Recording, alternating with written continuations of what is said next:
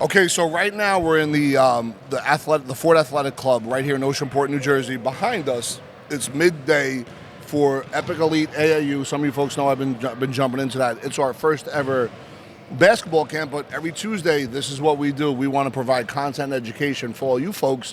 And thank you for checking out the channel all the time. I'm so grateful for the messaging, even if sometimes people get a little bit upset or when people give credit. We love it. And we just want to continue to roll out more information. We got a book coming out, Surviving Success. We also have a financial literacy course that's going to be presented to the AAU program, but also a financial education course for you at home that's either a business owner, wants to be a business owner, maybe you're starting over, maybe you just got divorced, and you got to figure out what's next. And all that's going to be available for you good folks for checking us out. So thank you so much. But today, I'm with the fabulous Alexa Criollo. Hello. And what we're going to get into is college a good investment and what you really need to know, some of the good things that you should think about when making these decisions. And I think that Alexa being closer to college than I am right now in her own experience, I'd love to hear what she has to say and take us through this interview. Yeah, thank you so much for having me. It's always a pleasure. Love it. And so I want to talk a little bit about assessing the cost, Yep. financial management, and potential earnings of a degree. Let's go. Take us through it. So when you're talking about assessing the cost of college, which I think for some folks could be $250,000, for some folks could be $100,000. There's grants and scholarships. For some folks, it's for free. And I think that there's a lost opportunity cost associated with everything we pay for, right? Yep. So if I'm going to pay out of pocket for college, let's say there's $200,000. I'm just making up a number. Here's the question. I don't expect my child or a child with that $200,000 to be able to recoup that for years to come, because they're going to live their own life, right? But let's look at $200,000 that goes to college out of my pocket for my son, my daughter. Yep. What is that $200,000? What could it have earned for me in my world for the next 10 years had I not put it into college? Is there a way it could earn money over here in my world while it's paying for college? And we can get into that later. But if I take $200,000, I do the rule of 72, and I put a 4% inflation factor on it, that means that $200,000, 15 years later, when my son or daughter is 37, will be worth $400,000. Are they earning? Did they pay back their student loan in that scenario? What profession did they get into, and what does their world look like 15 years later? We can't guarantee any of that, but we can guarantee with the right kind of strategy to make sure that money's still working for us. What do you got? 100%. I mean, I think that, thinking back to my experience when I first went into college, I didn't even factor in what that would be like afterwards. Yeah. I was willing, because initially I was pre-med and I wanted to go to med school, and I knew that was going to be expensive than your average 4-year degree. Yep. And I was comfortable taking out huge loans, 6-figure loans, without really understanding what that means. When you're out of college and not studying anymore, you want to think like not only lost opportunity cost on the money, but all the time and effort you spend in earning that degree, is it really worth it on afterwards? Can I ask you a question? Yep. Because you say whenever you talk, you always bring me back to places that I just ignored, right? And for me, when I went to college, it was a joke for me. I played basketball, but anyone that knows me, I'm a recovering alcoholic since 1996. I went to college just to have fun. That's the honest truth. But I look at you, and you just broke down as an 18-year-old going in what you wanted to do, including, hey, I know I'm going to win. I know I'm going to make it. I don't think it was fake confusion, and I'm willing to take a 6-figure loan. Yep. Talk about that mindset. Now, as you talk about that mindset, having a mom and dad that really both grinded for your benefit, they loved you unconditionally to make sure you could be the star in the next generation, Yep. as I understand it. If that was still happening, but now there was somebody in your world, you, coming back to see you when you're 16, what would you tell that person, knowing that the 16-year-old is going to listen to you? That'd be certain people you listen to at that age, whoever it was. And if that person all of a sudden got injected with this philosophy, what would you tell them?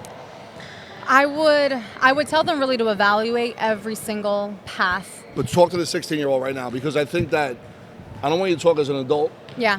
right? So, and thank Yeah. you for that. So, I think there's a level of passion when you're going into something like medicine, if you want to be a lawyer. Those are careers that require higher level education. And you're not confused about that. Right. Yeah. Now, if you're going to college because you don't know what to do, Yeah.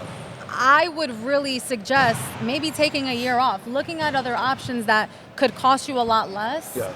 Because, what is the point of getting into $50,000 in debt, $100,000 in debt to get a degree that you may not be even working in that particular field. Yeah. And I see it every day. It's a and I pandemic. think when I got into this industry and I would talk to people making, good money, Yeah. over $300,000, but having $250,000 in student loans, Yeah. it hurts. Yeah. It's when are you going to pay that off? Yeah. So can I go back a little bit? Yep. Because you knew what you wanted to do. Yeah. I thought I did. No, you did though. Like at that age, Yes. and a lot of people don't know. Mm-hmm. And you actually went down the steps to do that, as I understand it. Yes. Here's my question though, because you're right. A lot of people don't know what they really want to be, and they don't really discover. For me, I discovered in my mid-20s. I don't know when you discovered, but the point is, you accumulate that debt only to have to pay it back in a career that you didn't even get it for in the first place. Number one, but number two, can you talk about how? Because I see this in you, you may not see it yet. The career you chose can make more money than any doctor or lawyer. Not to say that's why you wanted to be a doctor, because I really believe you want to help people. Yep. I really, like you are EMT. You genuinely care about human dynamics and them succeeding and them not living in pain. You Yep. don't want people to suffer, physically, emotionally, mentally.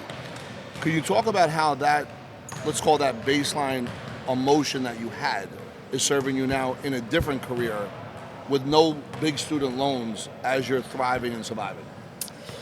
I think at the very core, and you said it, I wanted to get into medicine because I wanted to help people. Not because right? they're making money, right? Or was it a And combo? it was a combination Okay. because I would have been the first doctor in my family, and either way, I in my family, no one ever had a higher level education, and with a more education, my thought process was you can get a higher paying job. Yeah. Right, but as I started to get mentors and read more, I realized maybe that's not what I Now want. this was in college or and high this school? is after I graduated college. So you realized, all right, so let's talk about the college kid though. You Yep. went 4 years. Yep. Did you change your No. major? Okay. Nope. So I didn't change my major. I took a year off from school though to get experience, Yep. to study abroad. And that what was a logical, intentional thing? It was. Okay. I didn't feel like my resume was up to par. Got it. Compared to my competition, because as you know, med school is very competitive.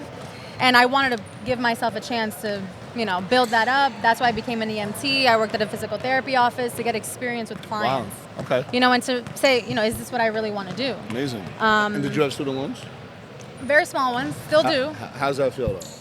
How does it feel right now though? I don't even know what you Yeah. owe, but if it's a small number, how does that feel? Knowing you have a real career right now. It feels great knowing that, right? And you're Still, it representing that hurts family. because I'd rather put my money elsewhere, but I have to be grateful that I didn't step into debt without understanding Yeah. what the consequences was. I know people who, they're paying debt off like a mortgage, right? Yeah. Like another mortgage. And it can hinder your growth financially, Amazing. So, and Alex, thanks for sharing your journey and being like, the first person that wants to go to college in your family and or be a doctor, entrepreneur, and the discovery that you went through. I don't think there's a lot of people out there that go 4 years of college that don't really have a big student loan, so you seem to be an outlier there. And you bounced around, but you also touched on after college, you started reading up on certain things that triggered what you really want to do. And I think for us, if you look at like the financial literacy that we're creating for people, especially in high school,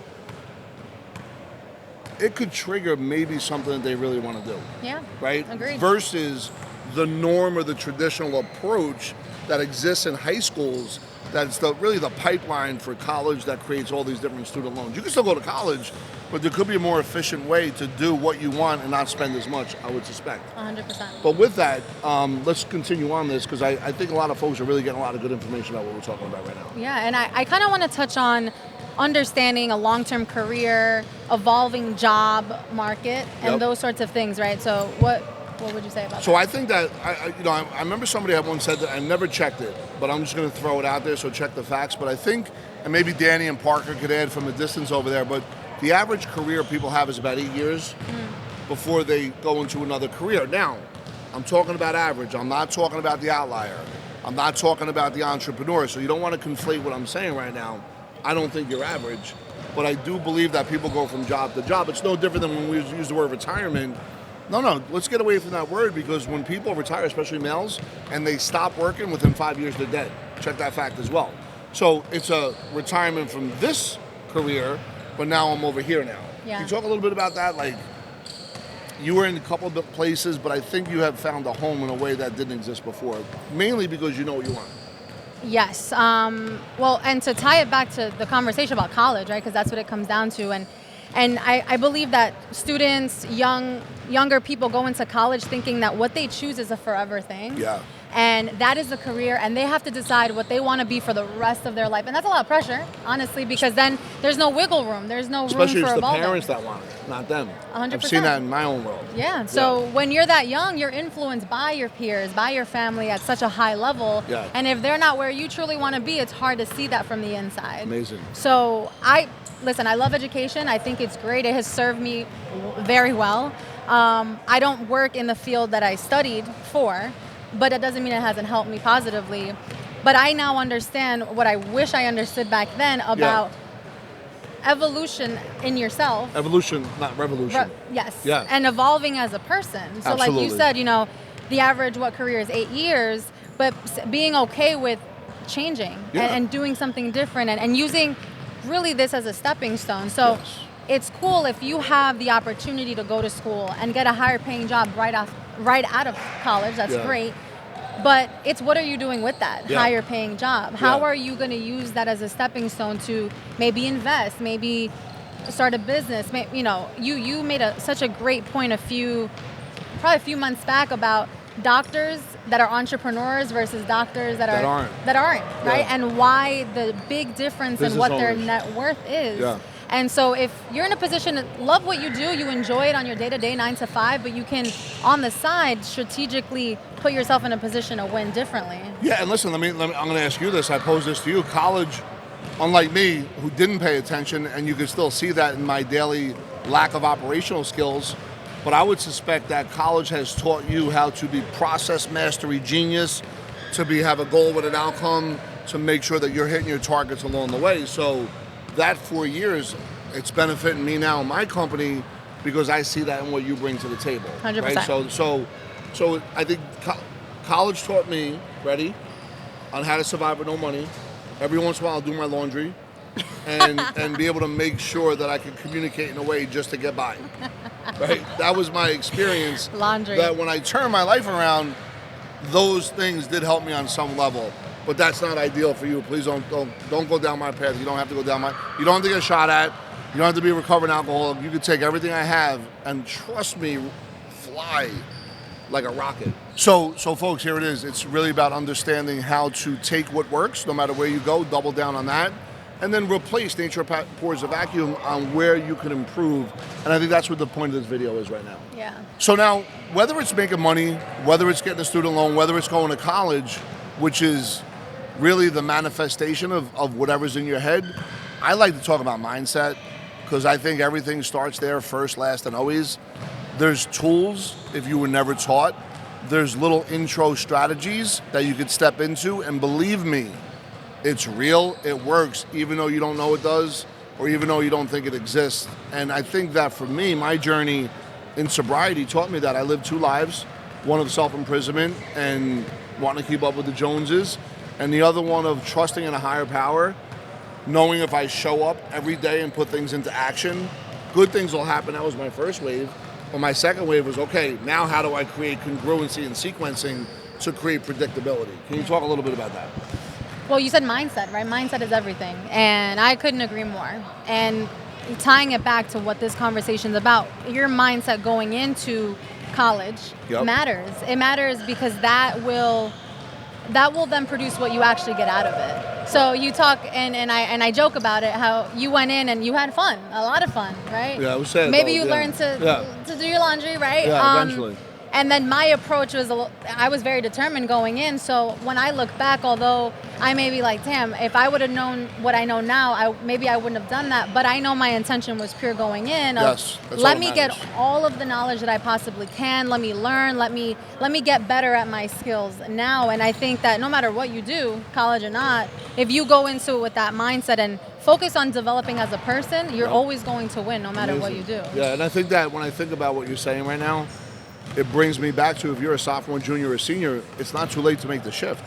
And to Alexa's point, there's nothing wrong that if you went in for this, but your heart is over here, follow your heart. The money's always going to follow. if you follow your heart, the money's always, and that means if you have to take a year off, and I don't mean to mess around, but just to figure things out, there's nothing wrong with that. And if you're worried about your parents, at some point you're going to have a conversation with them, whether you're 30 or 40. If you're really locked in, you might as well have it when you're 19 or 20. And I think that really begins with, for me, YouTube University. I know you're a student of not only Joe Dispenza, but David Meltzer, Randy Garn, Yep. Chris Crone, Sean Callaghy, and you have some other thought leaders that you really adore. And you got that really on YouTube University, I would assume. Social media, Social media. That really means something, and there's value in that. And I think that for you good folks that are watching this, don't forget the mindset piece.